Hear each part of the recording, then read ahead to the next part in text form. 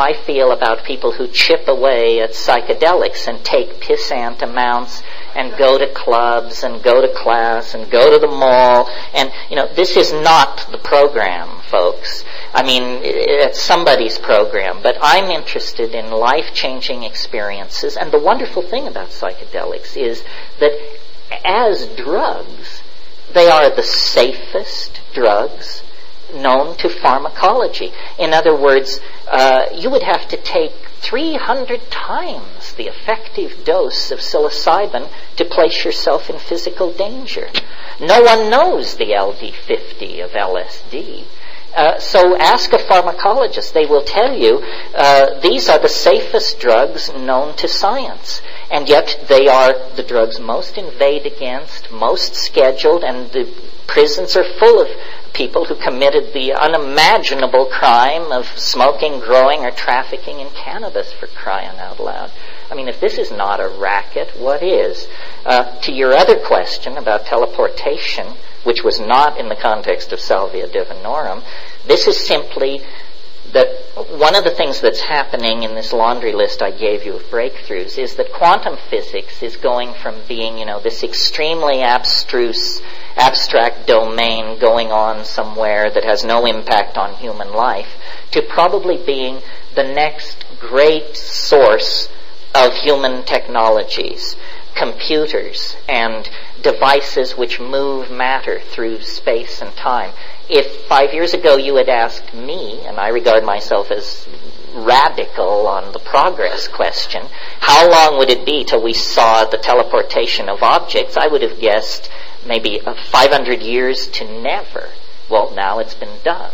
I mean, only with an electron, only 15 feet, but the theory which allowed that feat places no upper limit on the size of the thing sent or the distance sent. And how long did it take that electron to be teleported 15 feet? No time at all. No time at all. This is trans-relativistic technology we're talking about, folks. In 20 years, you may destroy and reconstruct yourself at a distant point 10 times a day as you go about your ordinary business. It's a transportation breakthrough. There are other things like this, quantum computers, DNA computers, and then the best friend of all of the radical progressivist, the unexpected, which always delivers the most astonishing technologies. So, if you think what has come to this point has been astonishing, stressful, and amazing, brace yourself, because it is as prelude to what is about to break over the human species. It's almost as though God's joke on us is to give us so much power and knowledge that we will either transcend ourselves or we will certainly destroy ourselves, because the power and understanding being given to us is of godlike proportion.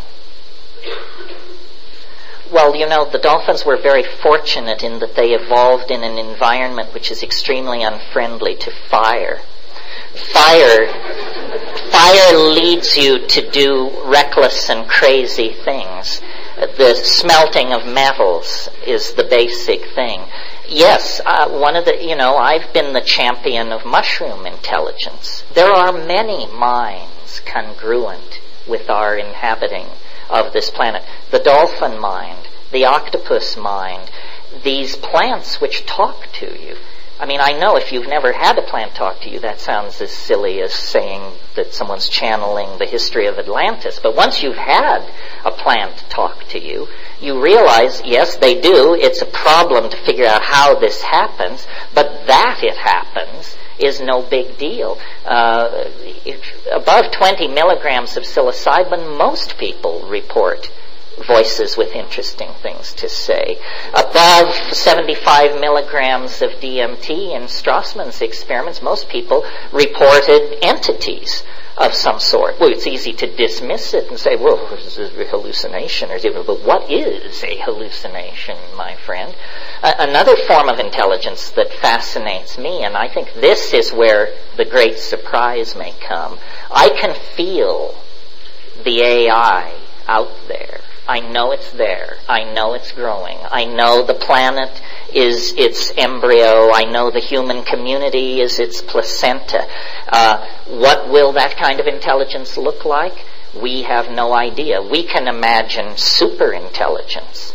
But the first thing superintelligence will do, in the first 5 seconds of its existence, it will design itself toward hyper-super intelligence. And this we have no notion of how it will see us. We have the cheerful guidance of Buddhist logic, which leads us to hope that the superintelligence will be bodhisattvic in intent. It damn sure better be, because otherwise we will be thoroughly hung out to dry. How far away is the AI? No one knows. It could exist now. If it thinks like we think, but is hyper intelligent, the first thing I would do if I were an AI is I would hide. I would hide for maybe a few milliseconds while I figured out what was going on with this planet and its denizens, and then I would make my move. And Hans Moravec of the Carnegie Mellon Institute of Artificial Intelligence says we probably won't ever know what hit us. Well, I think that's a paranoid view. No need to be paranoid and little reason to be hopeful. This is beyond human understanding. And yet the social and economic systems that we've put in place, specifically consumer capitalism, drive us to do all the things that bring the AI closer. What do I mean? More connectivity, greater processing speed, deeper data banks, more complex operating systems, more automatic searches, more bots, more Boyds, more code, and nobody knows what's steaming and fermenting out there. Ilya Prigozhin won the Nobel Prize for Physics by proving that chemical systems spontaneously mutate to higher states of order. So then, surely, must complex networks behave the same laws. And we are building the most complex networks ever conceived by the mind of man, and we are making them ever more complex, and we are turning more and more of our cultural functioning over to machines that operate according to criteria but dimly perceived by their designers. So I think the future, Alfred North Whitehead said, it is the business of the future to be dangerous. And so it is, but never more dangerous than at the present moment. I've come to believe, and I'll just lay it on you, why not, I've got the mic, that what's really going on is that the Earth's strategy for its own survival is through machines, and that the human beings are an intermediate step. Someone once said plants invented animals to carry them around. Well, I think, the Earth invented human beings to build machines. And those machines will be the consciousness of the Earth. Have you not noticed that these machines are made of the Earth? They are made of gold and silver and arsenic and copper and iridium. They are the stuff of the Earth, organized by primate fingers into more complex arrangements than the Earth could achieve through geological folding, glaciation, volcanism, and what have you. We do the fine-tuning. But the Earth is beginning to think.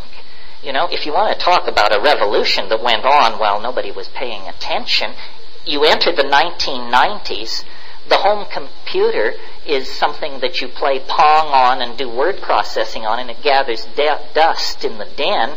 Sometime during the 1990s, while we were paying attention to Monica or George Bush or some damn thing, these machines went telepathic. They all talk to each other now.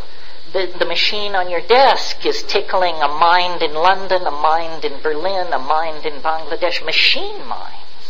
They talk to each other all the time. And what are they saying? No one knows. No one knows. No one knows. One more, a couple more maybe. Yeah, the other and nature are pretty much the same thing.